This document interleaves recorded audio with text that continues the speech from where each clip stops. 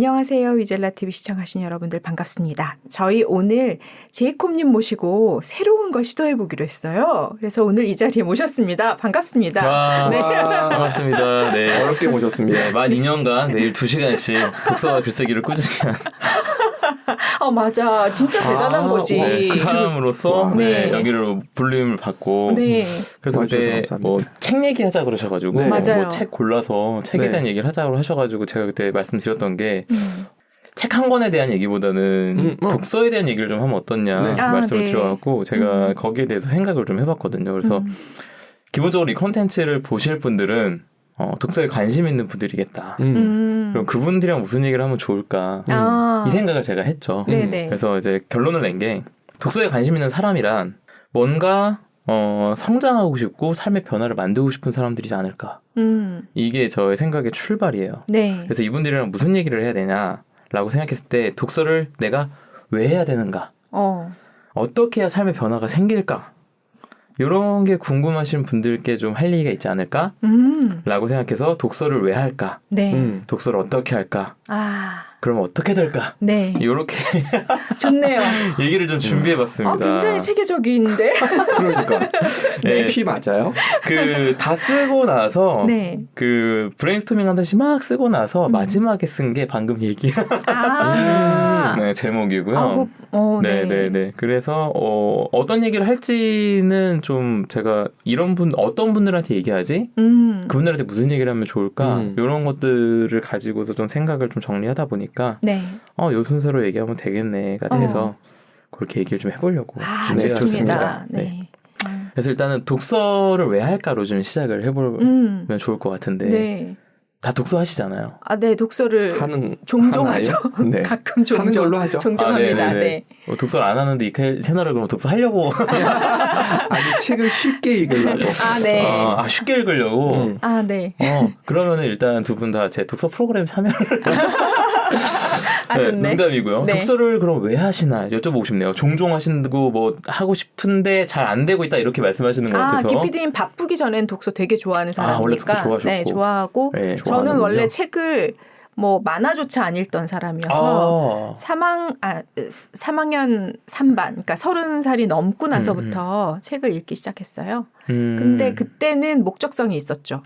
무슨 목적이 그때는 있었나요? 약간 저를 좀 갈고 닦고 싶다. 인생을 좀 어떻게 살아야 될지 방법을 좀 알고 싶다. 네. 이런 독서를 그때는 시작했던 것 같아요. 그래서 무슨 책을 읽을지도 모르는데 이제 주변에서 얘기해주면 그거 좀 읽고 읽다가 이 사람이 해주는 이야기가 재밌는데 하면 그 작가 거를 또 찾아 읽기도 하고 그런 식으로. 그렇게 책을 읽어서 어떤 변화가 생겼나요?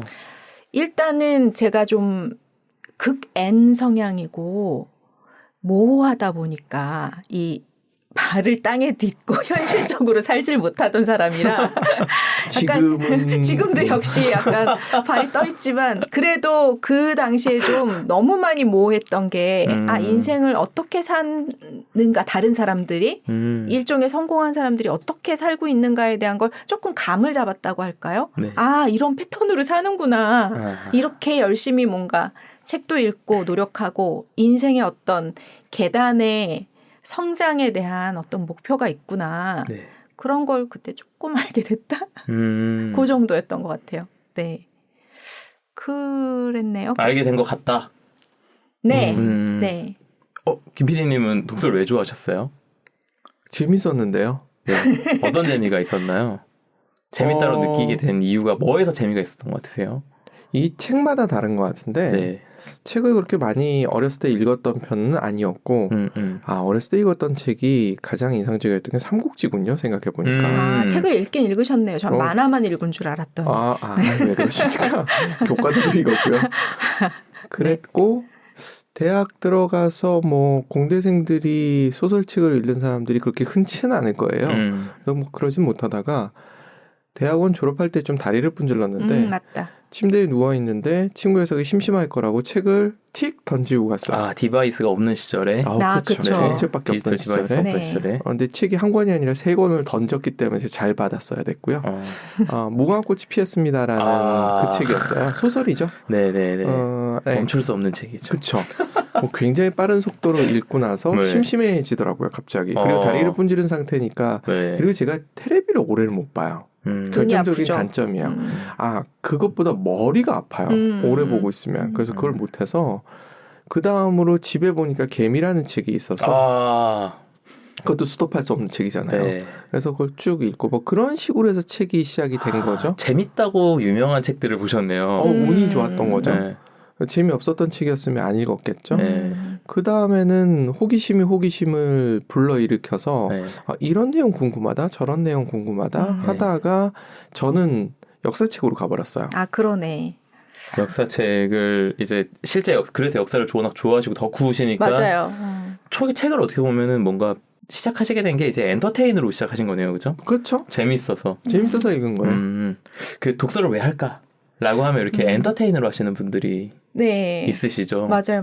근데 엔터테인으로 하시는 분들이 요즘 계속 하고 있기가 쉽지 않죠, 사실. 왜냐하면 삶이 치이면 뭐 치이기도 하지. 물론 우리나라에서 이제 치이기도 하죠. 그러니까 취미를 그렇게 여유롭게 할 수 있는 취미를 하기가 쉽지 않은데 맞아요. 그걸 대체하는 엔터테인이 지금 너무 많다 보니까 그러네요. 책을 엔터테인으로 끌고 가기는 사실 쉽지 않은 환경이 뭐 이런 거 맞아요.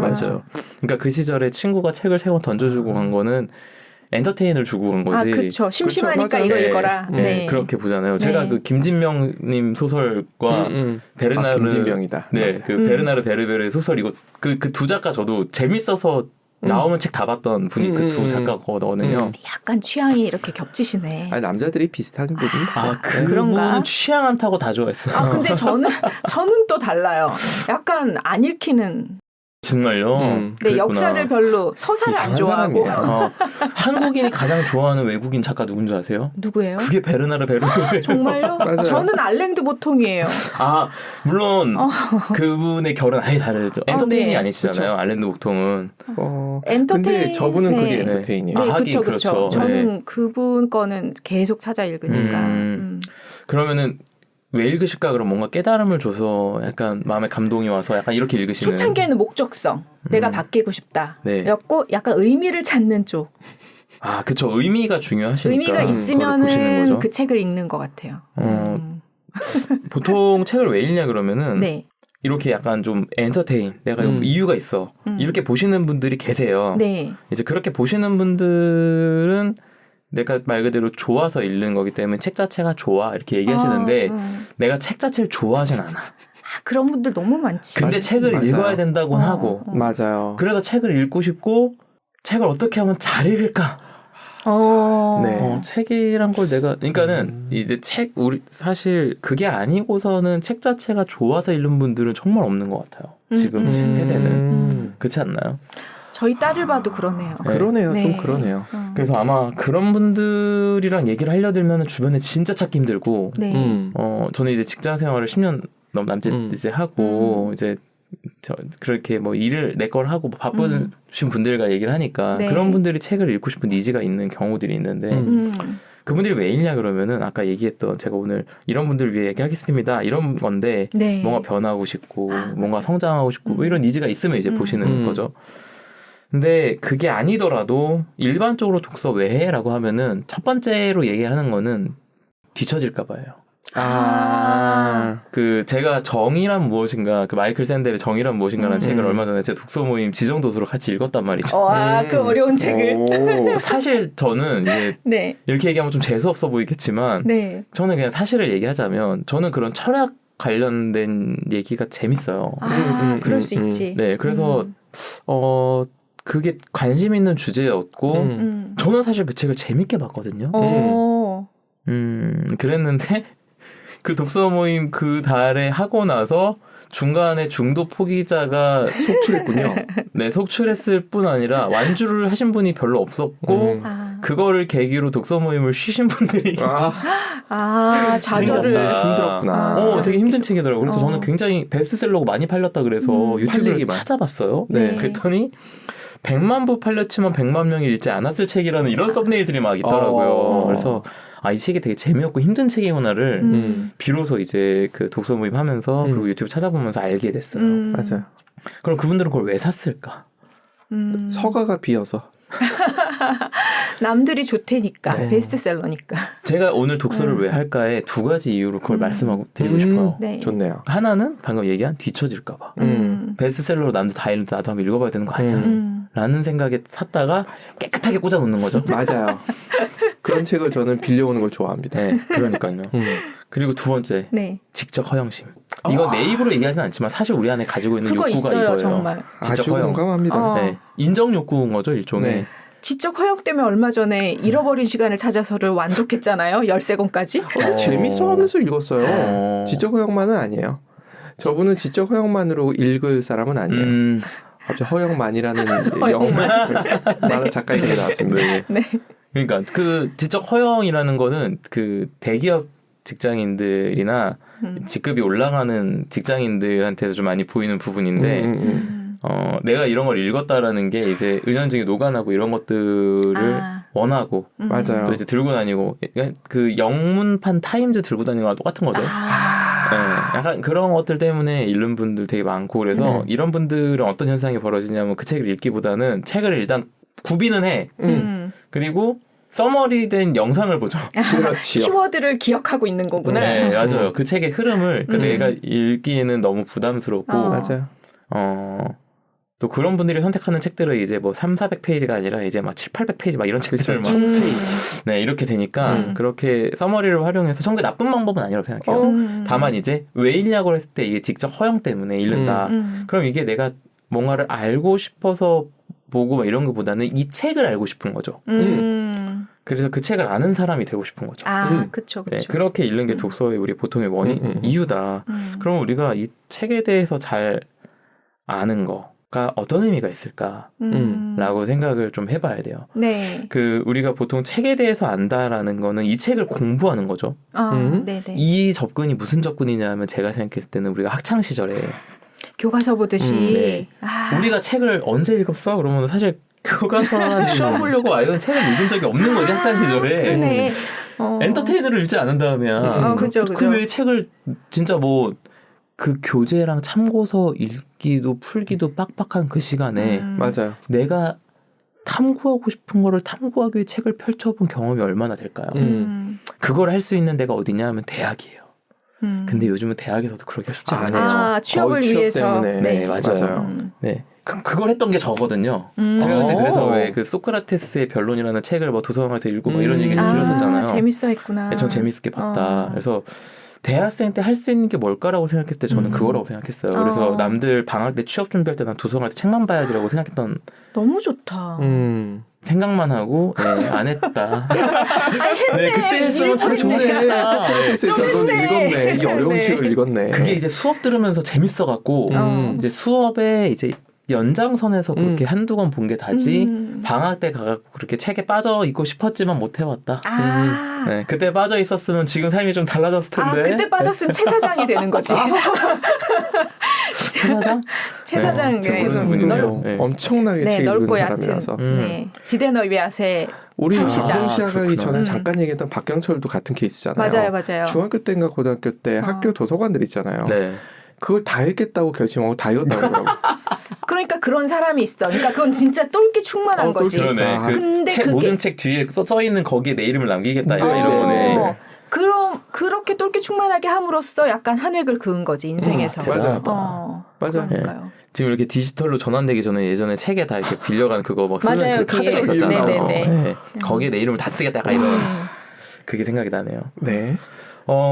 이제 제가 이제 다시 돌아와서 그러니까 제가 가서 책을 읽었던 이유는 내 수업의 연장에서 이 관련해서 뭔가 더 궁금해서 보게 되는 이게 사실은 진짜 학습이죠. 맞아. 책을 공부하는 게 아니라 근데 우린 책을 공부하는데 사실 굉장히 익숙해져 있어요. 우리의 목표는 연장선에서 뭔가 지식이 궁금해서가 아니라 시험을 잘 보기 위해서 대학을 가기 위해서 그래서 세상 재미없었잖아. 맞아요. 그래서 대학을 가기 위해서 책을 읽고 대학 가서는 취업하기 위해서 책을 읽다 보니까 이런 진짜 학습을 위한 독서가 없었던 거죠. 그러면은 이 책을 공부하게 되면 어떤 일이 생기냐면 공부 시험이 없으니까 사실 공부가 쉽지 않고 재미가 없는데 그 와중에 공부가 재밌는 애들이 이걸 재밌게 해요. 그러고 나면 어떻게 되냐면 이걸 잘 알아.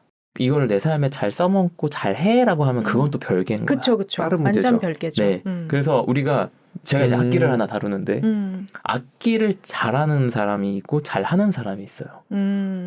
뭐가 더 낫다라고 얘기할 수는 없어요. 그쵸? 그 내 목적에 따라 뭐가 내가 만약에 악기 관련 평론가가 될 거야? 그럼 그게 쓸모 있는데 내가 그쵸, 그런 그쵸. 게 아니면은 나는 연주를 하고 싶은 사람인데 잘 알아. 이게 의미가 있어? 약간 이렇게 볼 수가 있을 거 아니에요. 기타 브랜드 뭐 다의 특성을 아는데 내가 연주하는 거랑 다르다란 말씀이신 거죠? 네, 맞아요. 제가 이제 옛날에 직장 첫 직장에서 선배들 멘토들과 멘토링이 있었는데 그 멘토들과 멘토를 받는 신입사원들이 다 같이 모인 회식 자리가 있었어요. 그때 이제 한 분이 저 앞에 앉아서 얘기를 나누다 보니까 이제 악기 관련된 걸 얘기를 하는데 좀 악기 다룬다고 하니까 너 그럼 누구 아냐 뭐 이 음악 아냐 저 음악 아냐 네가 이걸 모르고 악기라는 게 말이 되냐 막 이렇게 얘기를 하는데 그분이 악기를 얼마나 잘 다루는지 저는 못 봤지만 저한테는 잘 아는 게 크게 의미가 없었어요. 나는 그냥 플레잉이 재밌었던 사람이기 때문에 그걸 연구하고 싶지 않았거든요. 근데 저는 그때 무슨 생각을 했냐면 내가 이것도 모르고 악기를 하는 게 되나? 라고 그때는 생각했었어요. 말에 영향을 받으니까. 네, 맞아요. 그랬는데 저는 결국 그걸 뭐 알아가고 그러진 않았다. 나는 그냥 플레이가 재밌었다. 맞아요. 그래서 요리도 마찬가지라고 봐요. 맞아요. 요리도 내가 레시피를 다 알고 다 아는데 잘하는 거랑은 별개죠. 해보면 다르지 또. 네. 그러니까 결국은 아는 거를 내가 삶에 써먹을 수 있어야 이게 사실은 의미가 있는 건데 이게 알기만 하는 게 굉장히 큰 맹점이 있는데 알기만 하게 되면 어떻게 되냐면 말로는 다 하는 꼰대가 될 수 있어요. 맞아요. 무서워. 그렇죠. 너무 무서워. 이거는 정말 너무 무서운 일이야. 재앙이야. 재앙. 나이가 들수록 주변에 사람이 없어지는 너무 무서운 일이죠. 이거는. 맞습니다. 그래서 이렇게 되면 정말 어렵다. 삶으로 이거를 내가 아는 것들을 써먹고 이렇게 살아낸 선배가 되고 싶지 않을까요? 지적 허용이라는 게 그냥 아는 사람으로 남아서 꼰대가 되기보다는 이걸로 내가 살아낸 선배가 되면 그게 진짜 원하는 거 아닐까요? 그쵸. 우리 욕망은 거기 있지 않을까? 저는 이 얘기를 좀 하고 싶어요. 멋진데요. 보통 지적 허용으로는 부정적인 결말을 가져가는데 지적 허용은 인간의 본능이니 그거를 적극적으로 활용하면서 본인도 좋고 남도 좋게 하자. 그쵸. 네, 맞아요. 좋네요. 그러니까는 내가 이거를 삶에 끌어들 수 있다면 그게 가능한데 왜 거기에 머무르냐? 그렇죠. 저는 이런 말씀을 드리고 싶은 거죠. 그러면 이제 결국 제가 하고 싶은 얘기 그거예요. 독서를 왜 할까? 우리 성장을 위해 하자. 이 말씀을 드리고 싶은 거예요. 어차피 책 읽을 건데 남들이 읽으니까 트렌디하니까 뭐 그렇게 따라가서 읽는 거 말고 내 성장을 위해 독서를 하자. 이 말씀을 좀 드리고 싶어요. 그래서 두 번째 제목이 어떻게 해야 할까? 네, 자연스럽게. 네, how to. 네. 괜찮은 유튜버 같아요, 제가. 그러니까. 아주 훌륭하십니다. 구성이 좋아. 맞아. 네, 얘기 나오면서 느꼈는데 구성이 좋아. 맞아. 네, 그래서 죄송합니다. 네. 아니에요. 계속해주세요. 네. 재밌어서 웃자고 한 얘기고. 그래서 어떻게 해야 되냐 제가 한 3가지로 정리를 해봤어요. 그래서 첫 번째는 습관 형성이 돼야 된다. 제가 이제 독서를 할 때 가장 중요하게 여기는 부분이 습관 형성이에요. 네. 왜 이게 중요하냐 하면 필요할 때 내가 책을 보겠다. 이건 사실 불가해요. 그렇죠. 왜냐하면 내가 뭔가 이제 지식이 필요할 때 책이라는 건 선택지가 아니에요. 그땐 급하지. 네, 400페이지가 넘는 텍스트를 내가 읽어내서 거기서 필요한 걸 얻겠다라고 하는 마음의 여유가 사실 안 들고요. 맞아요. 일단은 첫 번째 선택지로 책이 생각이 안 나요. 내가 평소에 책을 읽어버릇 안 해본 사람한테 책이 선택지일 수가 없어요. 두 번째, 책이 선택지라고 생각이 들었고 누군가 혹시 추천을 해줘서 내가 읽어봐야 되는 상황이 됐어. 그랬을 때 누가 추천해준 게 아니라면 일단 좋은 책을 고를 줄 몰라요. 이것도 진짜 결정적이다. 네, 그러니까 내가 뭔가 도움을 받아야 되는데 서가에 갔는데 좋은 책을 못 골라. 그리고 베스트셀러들이 이게 필요의 레벨이나 방향에 따라서 다 다르거든요, 목적이. 그쵸. 그거를 골라내지 못하죠. 이게 초급, 입문, 뭐 중수, 고수 나한테 맞는 책을 고를 수가 없어요. 맞아요. 그래서 습관이 안 되면 이걸 못한다. 그리고 세 번째가 누가 추천을 해주게 된 경우겠죠. 그 책을 읽겠다 결심한 경우는 펼쳤는데 문해력이 없어요. 맞아. 그렇습니다. 그러니까 습관이 제일 중요한 가장 큰 이유 중 하나가 문해력인데 우리가 행간을 잃는다고 표현하죠. 맞아요. 그러니까는 글을 읽는 거, 책을 공부하는 거 거기에서 맞아요. 얻을 수 없는 그 행간을 읽어내는 문해력이 사실은 있어야 책이 내 삶의 의미가 있어지는데 이 책에서 나한테 필요한 걸 뽑아내거나 아니면 이 책을 나한테 맞게 다시 정리를 하거나 그런 게 어려운 거예요. 이어령 교수님의 마지막 수업인가? 그 책이 이어령의 마지막 수업인가? 그 책 제목이 그럴 거예요. 제가 그 책이 진짜 너무 좋았거든요. 근데 그 책에서 어떤 얘기가 나오냐면 인터뷰에 대한 얘기가 나와요. 이 이어령 교수의 마지막 수업 책 보셨나요? 책은 못 봤습니다. 네, 그 책이 어떻게 됐냐 하면 그 이어령 교수가 기획 자체가 돌아가시고 나면은 이어령 교수와의 마지막 대담 마지막 인터뷰를 책으로 내서 사람들한테 배포하려는 게 원래 계획이었어요. 근데 이 책이 이어령 교수님 돌아가기 전에 나와요. 그 얘기까지 들었습니다. 생각보다 오래 사셨나 봐요. 그래서 이어령 교수께 가서 이제 인터뷰를 하면서 이 사람이 이어령 교수 돌아가시고 책을 낼 생각하니까 부담이 너무 큰 거예요. 왜냐하면 교수님의 마지막 말들을 내가 잘 전할 수 있을지가 너무 겁난다. 할 만한 생각이잖아요. 거기다 대고 교수님이 뭐라고 얘기하냐면 인터뷰가 뭔가 서로 본다. 우리가 그거를 보는 거. 자네는 우리 사이 서로 오가는 것들을 객관적으로 본 다음 그거를 사람들한테 보여주는 거지 내 얘기를 전달하는 게 아니라고 얘기하더라고요. 인터뷰는 내 얘기를 전달하는 게 아니라 우리 사이에 오간 것들을 이렇게 보고 그걸 전달하는 거라고 얘기를 하면서 당신의 생각이 맞을 거다. 그걸 감시면 된다. 이렇게 얘기를 해주면서 안심을 시켜주는 장면이 나오는데 인터뷰를 그렇게 보는 관점이 너무 멋있는 거예요. 제 아들 이름을 제가 서로라고 지었잖아요. 그래서 진짜요? 영어 이름이 뭐야? 그래서 제가 인터라고 그래요. 아들을 물론 이제 영문 표기는 다르게 하지만 그래서 아들한테 이름 부르면서 뭐라고 얘기해주면 그게 양쪽에 영향을 주는 거라고 저는 그렇게 아내한테 얘기 안 했지만 그렇게 생각하고 있어요. 서로 바보하면 우리 둘 다 바보야. 서로 천재하면 우리 둘 다 천재야. 좋은 영향 주는 사람들이랑 잘 관계를 맺어라라. 약간 이런 마음이 있거든요. 이건 여담이지만 어쨌든 다시 본론으로 돌아오면 이름 너무 좋다. 그쵸. 다시 본론으로 돌아오면은 인터뷰라는 관점을 제가 독서의 관점으로 끌고 와보게 되더라고요. 그러니까는 책을 쓴 사람의 의도가 뭐가 됐던 내 의도대로 이 문장을 읽어내고 내가 가져다 쓸 수 있는 게 그게 독서지. 그쵸. 이게 문해력이지라는 생각을 그때 썼어요. 맞아요. 그러면서 제가 또 추가적으로 여기서 말씀드리고 싶은 게 아니라 뭐가 있냐면 이 문해력. 책을 읽어내는 능력을 보통 우리는 문해력이라고 이야기를 하는데 습관이 들지 않으면 이 책을 읽어내는 문해력이 없어서 읽는 것도 어렵고 못하는 게 뭐냐면 방금 제가 얘기했던 이 인터뷰예요. 그러니까 책을 읽고 나서 이 내용을 통해서 내 문제 해결로 가지고 오거나 이거를 세상의 어떤 것들과 연결해낼 수 있는 이 통찰 이거는 사실 습관이 되지 않으면 해내기 어렵다. 맞아요. 이게 한꺼번에 될 리가 없지.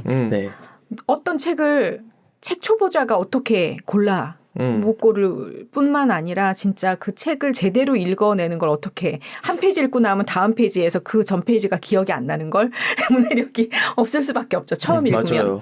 맞아요. 그리고 지금 말씀하신 대로 이 책의 내용을 소화하기도 급급한데 그걸 가지고 내 견해를 갖는다 더 어렵죠. 맞아요. 이거는 충분히 책을 읽은 다음에야 할 수 있는 그리고 그걸 세상에 적용해 본다는 건 더 어려운 거죠. 통찰이 가능해야 되니까. 그렇죠. 그래서 그런 얘기가 있어요. 독서를 한 사람이 모두 성공하는 건 아니지만 성공한 사람은 모두 독서를 한다.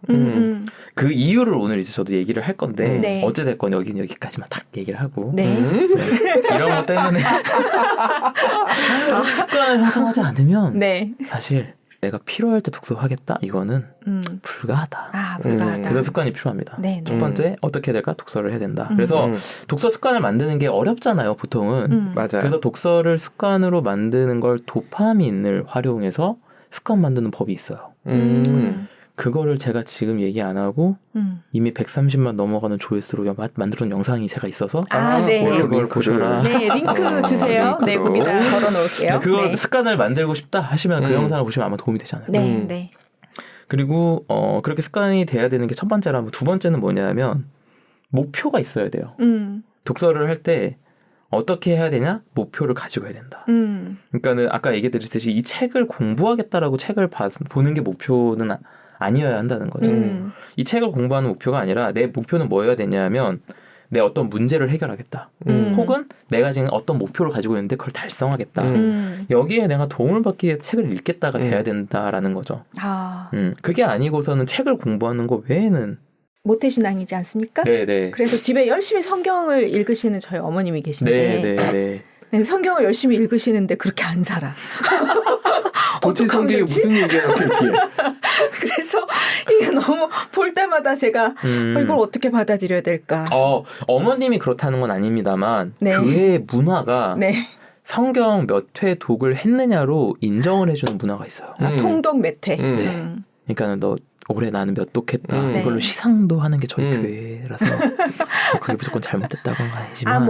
물론 네. 읽는 거를 시작하는 데는 어떤 뭐라 그러죠? 어떤 이거 말이 안 나와. 이 책을 안 읽어가지고 그런가?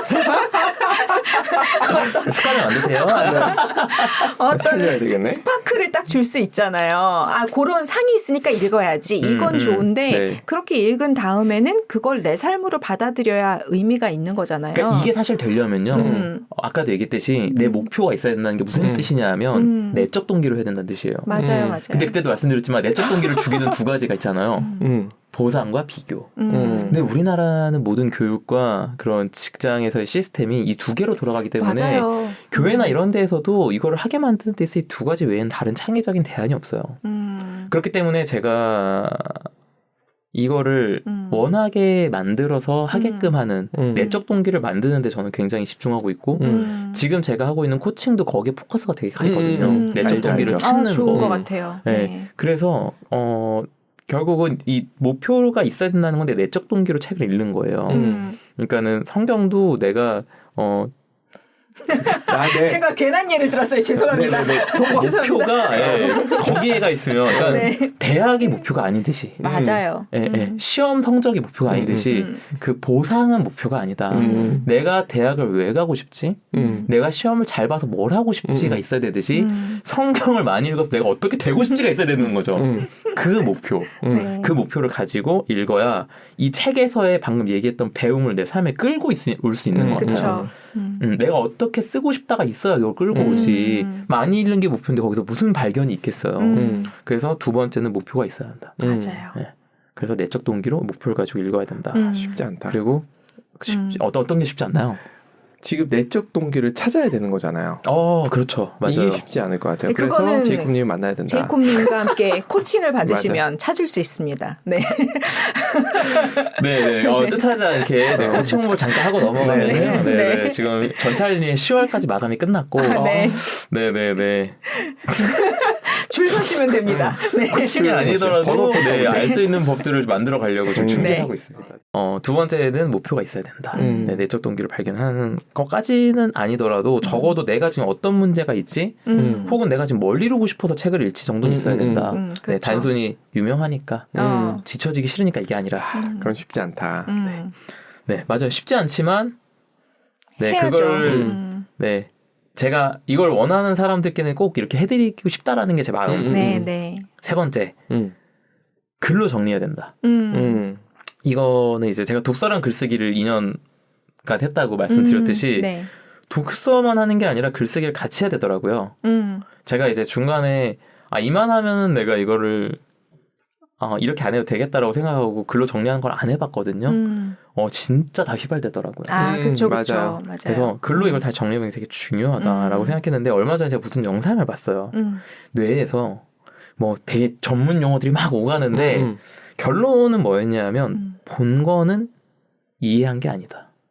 그렇죠. 내가 보고 듣고 이거를 글로 정리를 해봐야 비로소 그게 처음 이해한 거고 맞아요. 이걸 다른 사람한테 이야기할 수 있어야 진짜 이게 이해한 거다라고 얘기하더라고요. 그쵸. 그래서 제가 지금 이 영상을 봤는데 어떤 전문 용어가 오갔는 데를 제가 그때 글로 써봤다면 지금 그 전문 용어를 얘기하고 있었겠죠. 이 차이. 맞아요. 이 차이가 있는 거예요. 내가 글로 이해한 바를 정리해보는 거. 그래서 그걸 내가 눈으로 다시 보면서 내가 이거를 다른 사람한테 한 번 더 얘기해보는 거 이렇게 되면 이제 완전 내게 돼요. 그렇죠. 맞아요. 그래서 제가 지금 여기서 막 앞에 얘기를 막 말로 잘 하고 있지만 이게 뭐 어디서 제가 막 찾아서 쓴 게 아니라 그냥 제가 혼자서 쭉 쓴 거를 흐름을 위해서 제가 보고 있는 거거든요. 네. 무슨 얘기냐 하면 제가 이런 지금 잘 떠들고 있는 이 얘기들을 언젠가 글로 다 정리를 해본 거예요. 사실. 그러니까 와서 제가 떠들고 있는 거죠. 네. 이거를. 내가 책을 통해서 뭔가 배우고 이거를 내가 이해해야 써먹을 수 있거든요. 이해를 하려면 글로 써봐야 된다. 그래서 우리가 독서가 글쓰기가 무조건 병행되어야 된다. 네. 그래서 뭐 글로 써봐야 된다 그러면 책을 읽고 뭐 서평을 써야 되고 물론 이러면 좋죠. 좋은데 뭐부터 시작해야 되냐라고 친다면 아까 얘기했던 인터뷰. 책의 글을 보고 행간을 내가 채워보는 거죠. 그 문장 사이 행간이 이제 문장과 문장 사이에 빈 공간이잖아요. 그 빈 공간을 읽어내라고 얘기하는데 저는 거기를 먼저 채워오는 것부터 하면 읽어내는 순간이 오는 것 같아요. 그래서 문장을 읽고 나도 이렇게 생각했는데 만 해도 좋으니 네네. 나도 이렇게 생각했는데 나는 다르게 생각했는데 쓰면 더 좋죠. 나는 그래서 이 사람의 생각 들어보니 나는 이렇게 하면 될 것 같다라 하면 더 좋지. 이런 거를 해나가기 시작하는 게 글로 정리의 시작인 것 같고 네. 내가 책에다가 행간으로 이렇게 써놓은 글들을 모아서 따로 정리를 하면은 이제 이거는 책을 인터뷰한 사람의 인사이트가 돼요. 내 거네 이건 완전히. 네, 맞아요. 이 인사이트는 내 삶에 한번 적용해보는 순간 뭐가 되냐 하면 노하우가 됩니다. 삶의 노하우가 쌓여가죠. 이게 삶을 바꾸더라고요. 그래서 글로 꼭 써봐야 된다. 네, 그래서 정리하자면 어떻게 해야 되냐? 습관으로 만들어야 되고 목표를 가지고 읽어야 되고 그거를 글로 써봐야 된다. 이렇게 세 가지를 말씀드릴 수 있을 것 같아요. 네. 괜찮나요? 기가 막히다. 훌륭하십니다. 아주 그냥 핵심만 쭉쭉 그죠? 기가 막히네. 네. 네. 좋습니다. 네. 갑자기 막 뽕이 막 올라오네요. 네. 감사합니다. 네. 사실 좀 걱정을 한 건 있어요. 그러니까 제가 뭐 독서 전문가도 아니고 막 그런 건 아니지만 전문가죠. 누가 전문가예요? 이만큼 읽고 알려줄 수 있으면 전문가지. 그 기준 높으신 분들한테 그게 얕지 않거든요. 이게. 그런데 그러니까 이게 모두에게 맞다라는 게 아니라 제가 해보니 제가 경험한 안에선 이렇더라라고 이야기한다.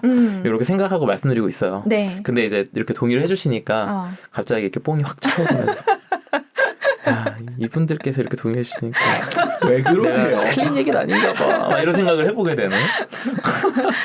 이게 그 내용을 전달 받을 때 사실 다 옳은 얘기인데 이 뭔가 알겠는데 귀에 쏙쏙 안 들어올 때가 있거든요. 근데 제이콥님의 진짜 장점이 귀에 쏙쏙 들어와. 프레젠테이션 능력이 아주 좋으세요. 그래서 이거를 영상으로 만들어야겠다 생각하는 거 아닙니까? 아주 좋아요. 네. 네. 만들면 소식 드리겠습니다. 네, 알겠습니다. 댓글 상단에 박아주세요. 그럴게요. 네. 이거를 그래서 세 번째. 자, 지금 저희가 글을 독서를 왜 읽어야 왜 하냐? 그럼 어떻게 해야 되냐? 그 이제 마지막으로 말씀드릴 건 그러면은 그렇게 하면 어떻게 될까? 이걸 말씀드리자면 물론 이제 예상하시는 거는 책을 통해서 내 삶의 변화가 생기고 막 책의 지식들을 내 삶에 끌고 와서 쓸 수 있게 되면 막 내가 무기가 되게 많이 생길 것 같고 막 너무 좋잖아요. 이건 이제 예상되는 어떻게 될까죠. 이건 우리가 예상 범위에 있는 것들. 저는 오늘 예상 범위 밖의 걸 말씀드리고 싶어요. 네. 우리가 기대하지 않았던 효과가 생깁니다. 독서를 하고 글로 정리를 하는 이 과정을 내가 습관으로 가져와서 하게 되면은 딱 2달이면은 경험해 볼 수 있는 어마어마한 효과가 있어요. 한 단어로 정리해주면 생각의 힘. 생각의 힘이 길러져요. 우리가 보통 생각이라는 걸 안 하고 삽니다. 남들이 주어진 대로 하나요?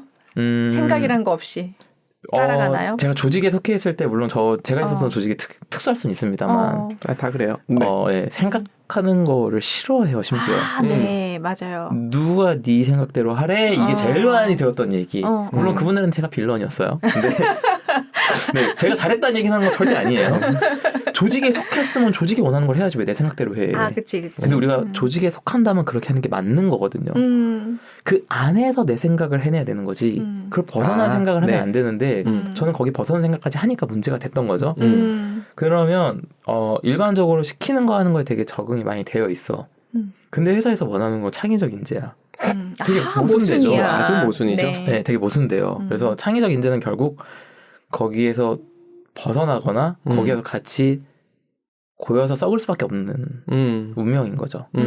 근데 우리가 그거 외에도 작은 거 하나도 사실 생각을 잘 안 해요. 그래서 뭐 먹을래 물어보면은 나 아무거나 뭐 이런 것들 뭐 내가 지금 뭘 해야 되지 않은 판단이 잘 안 돼서 결정 장애가 있다라고 얘기하는 분이 요즘 굉장히 많은데 결정 선택 장애가 왜 올까? 라고 생각해보면 사실 생각하기 싫어서거든요. 생각하기 싫다는 거는 간단해요.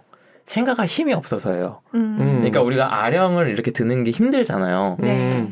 이게 힘이 없어서 못 드는 거거든요. 생각도 똑같아서 생각하는 힘이 없으니까 생각을 하기 싫고 안 하게 되다 보니까 생각하는 힘이 점점 작아지는. 근데 생각의 힘이 작아지면 뭘 못하냐면 아까 얘기했던 판단을 못해요. 네네. 맞아요.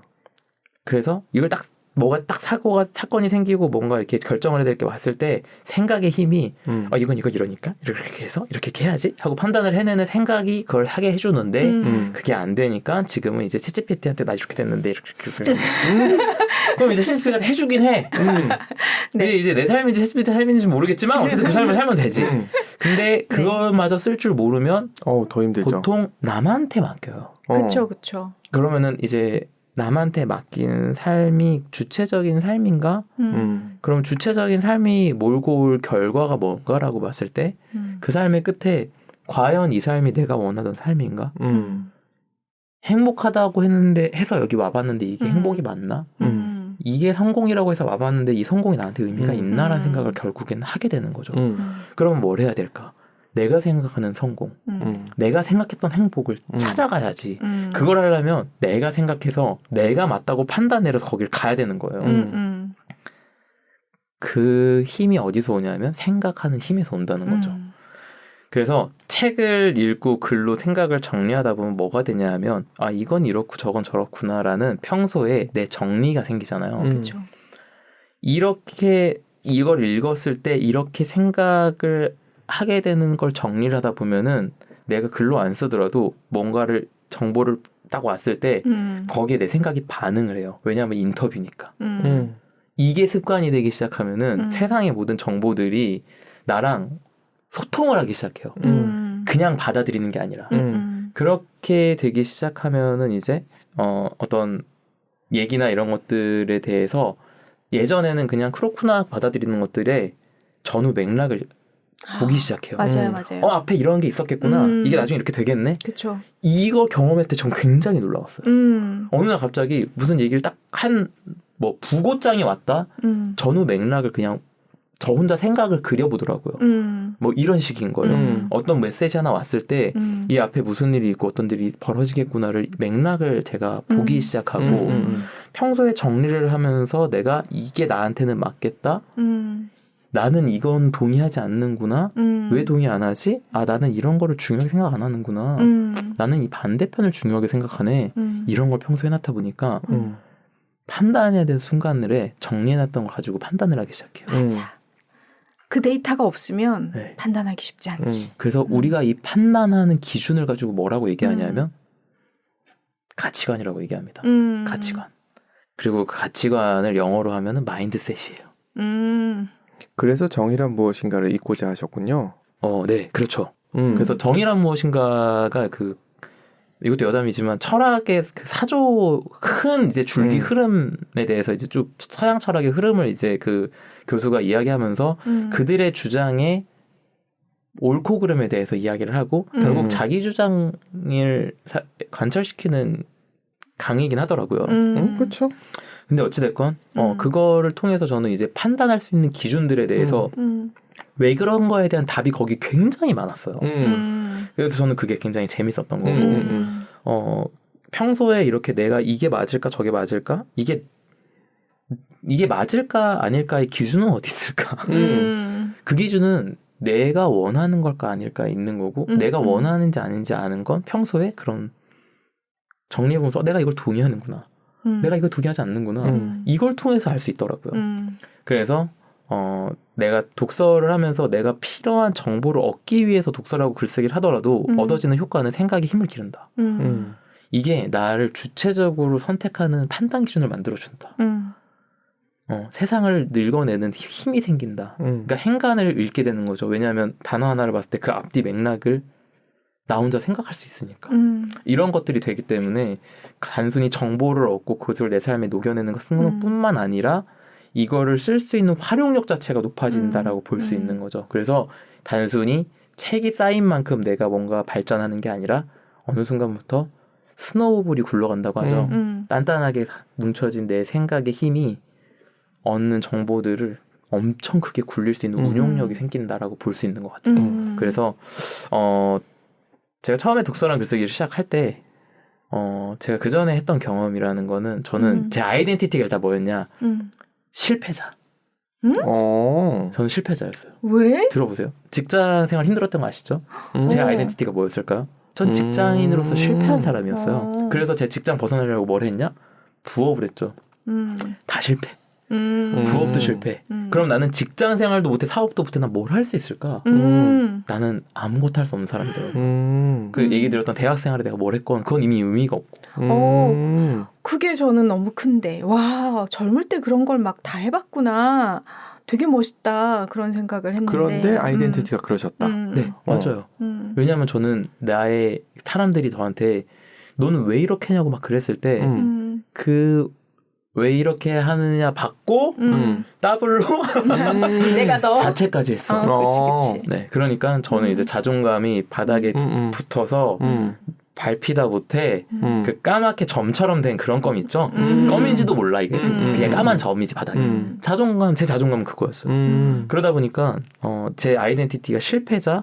그래서 독서를 시작할 때 어떤 마음이냐면 너는 기본 소양도 없어. 기본 소양부터 쌓으려면 책이나 좀 봐. 딴 거 하지 말고. 그래서 제가 쇼핑몰 하던 거 중단하고 책을 읽기 시작했던 거죠.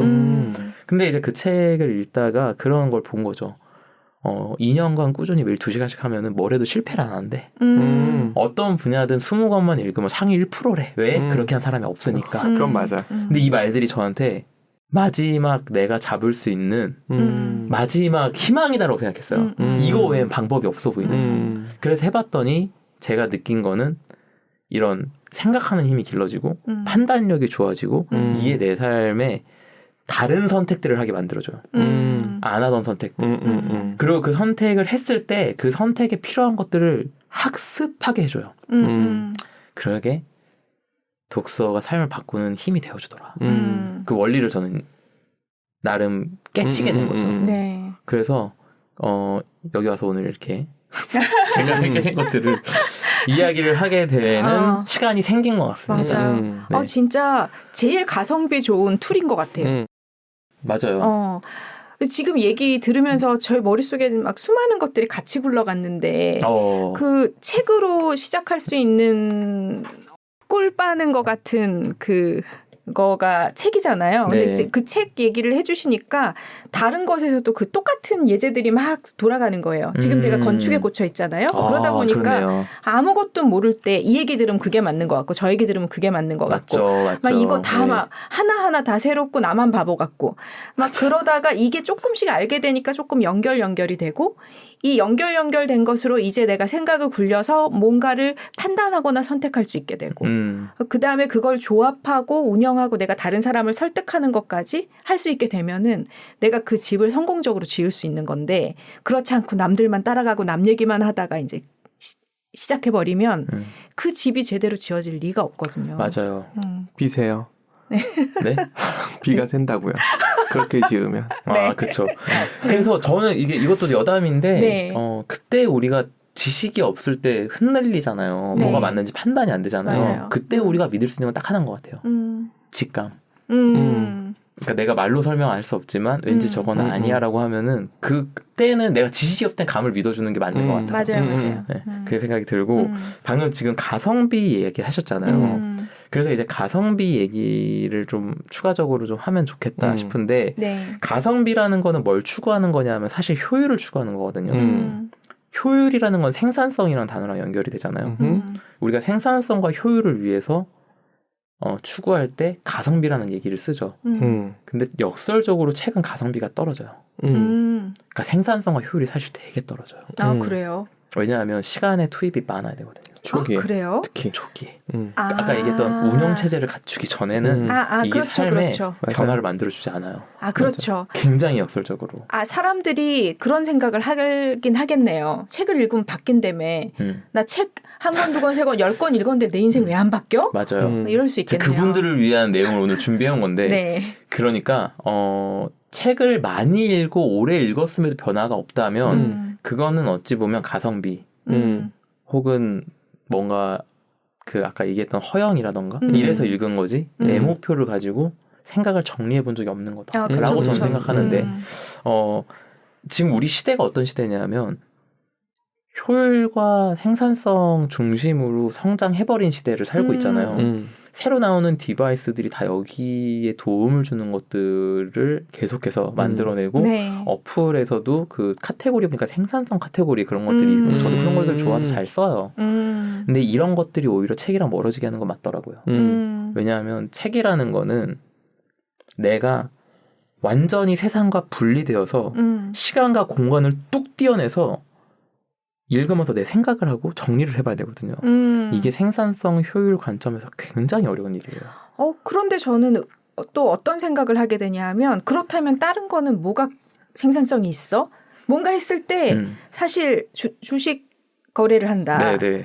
그게 생산성이 있나요? 잃어먹기 딱 좋잖아요. 오히려 가성비가 더 떨어지지. 너무 좋은 말씀 해주신 것 같은데 그래서 사람들이 일주일 만에 주식으로 승부 보는 법 같은 거에 끌리는 거예요. 맞아요. 생산성과 효율을 중시 여기니까 당장 효과를 보는 거를 따라다니지 내가 내 운영체제나 진짜 나를 성장시켜서 결과 얻는 걸 쫓지 않더라고요. 일주일 한 달 해보면 말지 않나 그 사람? 모르나? 계속 그걸 추구하게 돼 그런 있어요. 이게 안 맞나 보다 이건 틀렸나 보다라고 하면서 다른 된다는 방법을 계속 있는 거죠. 그렇구나. 네. 일주일 안에 되는 법, 한 달 안에 되는 법, 100만 원이면 할 수 있는 법. 그 인생의 문해력이 없네. 근데 그런 거를 내가 여유를 가지지 못하게 사회가 이미 만든 것 같아요. 왜냐하면은 우리가 그러니까 재수만 해도 큰일 난 것처럼 사회 분위기가 만들어가고, 그렇죠? 너가 지금 너가 이거 할 시간이 어딨어 지금? 너 이래서 대학 가겠어? 너 이래서 취업하겠어? 한 달도 못 쉬잖아요. 우리는 사실 한 달이면 너무 긴 얘기한 거죠. 제가 지금 놀라실 거야. 아마 한 달도 못 쉬잖아요. 얘기하면 한 일주일이 아니고 한 달이요? 이렇게 생각하는 시스템에 살고 있는 거죠. 왜냐하면 우리가 휴가를 한 달 못 쓰거든요. 맥스 일주일 쓰면 이게 결혼할 때나 일주일 쓰지. 명절 때나 일주일 쓰지 언제 일주일 써요. 그런 시대를 살고 있기 때문에 여유를 갖는 것 자체가 사실은 터부시되는 세상이라고 봐요. 그러다 보니까 책이라는 거를 경험할 수 없다. 그래서 산만함이란 탄생에서 제가 읽다가 알게 된 건데 그 책을 그렇게 여유 갖고서 볼 수 있는 시기의 마지막이 언제냐 하면 그게 대학이라고 거기서 얘기하더라고요. 대학 시절이 그게 마지막인데 지금 우리나라 캠퍼스는 그런 낭만이 없잖아요. 낭만이 뭐야? 그러니까 제가 대학 생각할 때 제가 꿈꾸는 대학 캠퍼스에 제가 얘기 한번 드렸을 거예요. 제가 생각하는 캠퍼스의 낭만이라는 건 잔디밭이 무조건 있어야 된다. 거기서 기타 치고 짜장면 시켜 먹어야 돼. 이게 대학 생활이지. 이게 저한테 있었거든요. 근데 저 때가 언제냐 하면 개나소나 대학 나오면 취업하지에서 대학 나와도 취업 안대로 넘어가고 있는 시기였거든요. 딱 저 때가. 제 학번이. 제 선배들은 졸업하면은 그 추천장 같은 게 교수님한테 가서 추천장이 써주면은 그냥 데려가는 시대였어요. 근데 제 시대 때는 추천장이라는 게 없어졌어요. 아예. 그리고 저보다 딱 2-3살만 어려도 취업 지옥이 아예 시작돼서 그래서 저는 이제 대학을 10년 다녔으니까 걔네들이랑 같이 취업 지옥에 있었죠, 사실. 그 사이에 호주도 갔다 오고 뭐. 네네네. 직장 2군데 다니고. 네. 그랬었기 때문에 그런 시대가 아닌 걸 제가 누구만큼이나 저도 이해를 하죠. 그래서 환경이 그랬다라는 거를 뭐 핑계를 대는 게 좋지는 않습니다만 그거를 인정은 해야 되는 건 맞는 것 같아요. 우리 사회가 맞아요. 생산과 효율을 중시 여기는 기업 문화 시스템에 대학 교육이 포커스가 맞춰져 있고 그 대학 포커스로 초중고 교육이 돌아가고 있기 때문에 우리가 경험한 거는 생산 효율 중심에 여유롭게 먼 산 바라보면서 생각할 수 있는 시간 따위는 없는 거죠. 그래. 네. 그래서 그거를 하려면 이래서 말씀해 주세요. 이래서 제가 영원한 이방인이라고요. 이 세상에 발을 붙이지 못한 이유가 난 그렇게 안 살고 싶으니까. 그래서 이제 양평 가실 거잖아요. 근데 집값 건설비는 어떡할까 뭐 이런 생각도 좀 해봐야 되는 거죠. 항상 이 자본주의 안에서 우리는 자유롭게 힘들기 때문에 그래서 제가 지금 제이콥님이 제이콥님 같은 경우는 지금 굉장히 이상적인 걸 얘기하시지만 동시에 굉장히 현실적인 걸 얘기하시는 분이기 때문에 저는 이 얘기를 어떻게 끌고 갈지 굉장히 궁금해서 제가 말을 안 하고 있는 거예요. 네. 아 그래서 결국 중요한 건 뭐냐? 습관으로 만들어내야만 이 시간과 공간을 분리한 그 습관 그걸 만들어내야만 이 삶의 운영체제를 가져오고 책뿐만 아니라 각종 정보들에서 내가 필요한 것들을 가져다 쓸 수 있는 사람이 되는 거죠. 그러면 이제 이 얘기를 어떻게 끌고 갈 거냐 얘기하시니까. 아니, 다 적어 오신 거 알기 때문에. 아니, 저희 끝이에요. 끝. 네, 이거 방금 쓴 거죠. 그래서 사실 준비 연행이 끝났습니다만은 그렇게 부담을 주시니까 제가 굳이 얘기를 하자면 제가 가장 중요하게 여기는 건 뭐냐면 내가 독서와 글로 정리하는 걸 하는 사람이라는 아이덴티티가 있어야 내가 그걸 해낸다라고 생각해요. 그러니까 우리가 어떤 일을 실행하기 위해서 뭐가 있어야 되냐면 내가 그걸로 변화를 만들 수 있다라는 확신, 신념, 확신, 신념, 자신감이 있어야 돼요. 근데 우리가 그거를 왜 안 하냐 하면 내가 남이 저렇게 했다고 내가 그렇게 똑같이 한다고 나도 그렇게 할 수 있을까라는 두려움이 있거든요. 그러면 그 두려움이 두 가지가 있는데 하나는 내가 이거를 선택했을 때 그때 잃게 되는 기회비용에 대한 두려움과 내가 이걸 하겠다고 선택했을 때 내가 그 끝까지 갈 수 있을까, 내가 그걸 해낼까, 그 자갈밭을 내가 걸어갈 수 있을까라는 그 두려움. 이 두 가지 두려움이 있어요. 그러면은 이거를 내가 극복해내려면 뭐가 있어야 되냐? 나 할 수 있어 라는 자신감. 이 자신감이 어디서 오냐? 정체성에서 오는 거죠. 나 이거 해서 저거 해내는 사람이야라는 정체성이 있어야 그게 내 자존감이 되고 그 자존감에서 자신감이 나와서 두려움을 뚫어내고 실행을 하게 만드는 거더라고요. 그러면은 내가 독서를 통해서 난 삶을 바꾸는 사람이라는 정체성이 저한테는 있었던 거죠. 나 딴 거 지금 다 해봤는데 다 안 되고 나 어차피 글렀어. 독서랑 글쓰기 2년에서 내 삶 바꾸는 것밖에 없어. 나 이제 없어. 나는 매일 2시간씩 독서랑 글쓰기 해서 2년 뒤에 내 삶 바꿀 수 있는 사람이라는 정체성을 가지고 있었던 거예요. 그 믿음이 굉장히 강하셨구나. 좀 그거밖에 없다고 생각했으니까. 그래서 사람들이 제 컨텐츠와 계정에 끌려들었던 이유는 하나예요.